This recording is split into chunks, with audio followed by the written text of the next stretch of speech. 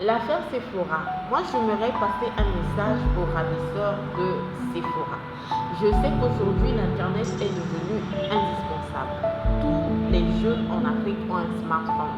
Presque tous les jeunes africains aiment les smartphones et ont des smartphones. Je suis sûre aussi que vous avez un smartphone parce que vous avez pu enregistrer la vidéo et envoyer. Donc vous avez accès à la connexion internet et vous avez un smartphone. Vous êtes déjà, je ne sais pas, vous n'êtes pas très intelligent parce que vous avez kidnappé un être humain à cause de 500 000 francs CFA. 500 000 francs CFA, ce n'est pas énorme. 500 000 francs CFA, ce n'est pas beaucoup. 500 000 francs CFA. Pourquoi kidnapper quelqu'un, un être humain, une jeune femme, arracher une jeune femme à sa famille juste à cause de 500 000 francs CFA dans une ville économique comme Ouessou, où on peut se faire beaucoup d'argent, où on peut se faire plus de 700 000 francs CFA en une semaine. Ouessou, c'est une ville économique et l'argent circule à Ouessou. Déjà, pour ça, rien que pour ça, je pense que vous êtes stupide. Je crois encore que vous n'êtes pas très intelligent parce que vous avez donné un numéro MTN du Congo-Brazzaville tout en sachant que tous les numéros au Congo-Brazzaville sont enregistrés, sont identifiés. Donc, si vous suivez ma vidéo, j'aimerais juste vous dire que nous avons toutes les informations sur vous. On connaît qui vous êtes, votre parcelle familiale au Cameroun, là où ça se trouve. On connaît votre réseau, on sait qui vous êtes.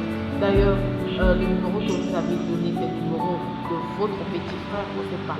On sait que c'est votre petit frère et il ne sera pas relâché.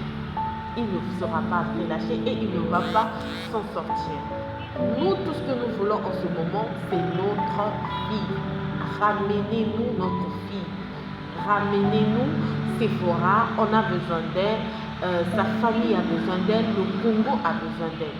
Regardez dans quel état vous avez mis la ville de Ouessou, dans quelle situation vous avez mis les Camerounais qui vivent en ce moment à Ouessou. Juste à cause de vous, ils ont été pliés, ils ont été dévalisés et aujourd'hui, ils ne sont plus en sécurité. Je pense qu'il n'est jamais trop tard pour revenir en arrière et je vous conseille vivement de ramener cette jeune fille saine et sauve. Et j'aimerais aussi dire à la communauté camerounaise qui habite à Ouessou, le Congo-Brazzaville, c'est une terre hospitalière. Le Congo-Brazzaville appartient à tous les Congolais et à tous ceux qui ont choisi le Congo comme leur deuxième patrie. Vous êtes chez vous. Cette fille, elle est aussi votre fille.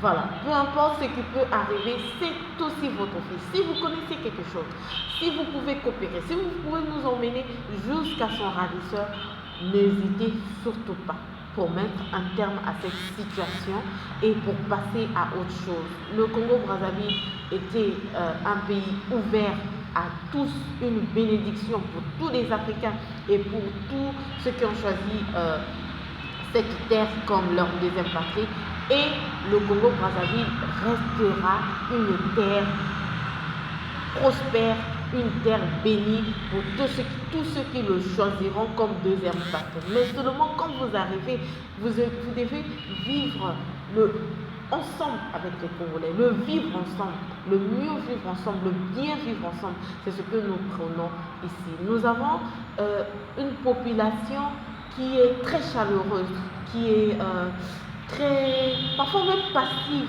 Mais quand elle se fâche, croyez-moi, c'est toujours difficile de la maintenir ou de la faire revenir à la raison. C'est ce qui s'est passé dernièrement. Mais moi, j'aimerais appeler tous les Congolais au calme. Vous vous êtes exprimés, oui, le monde entier connaît cette situation. La police fait son travail, l'Interpol aussi fait son travail.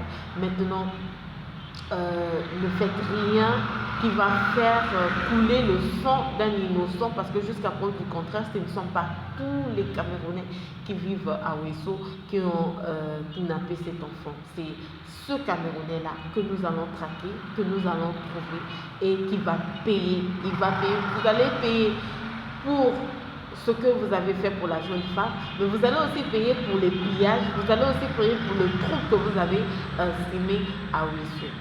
Voilà un peu ce que moi je voulais dire sur l'affaire Sephora. Et je veux pas clôturer, je ne peux pas finir sans mettre un accent sur la sécurité de nos frontières. On a aussi ce problème sur la sécurité de nos frontières. Comment on peut prendre une jeune femme comme ça, comme une aiguille, et l'emmener dans une forêt? Il y a un problème. On peut dire que non, c'est pas un problème, ça arrive. Oui, bien sûr que ça arrive. Mais ce problème-là aussi vient relancer le débat, je pense, sur la sécurité de nos frontières. Il faut renforcer la sécurité.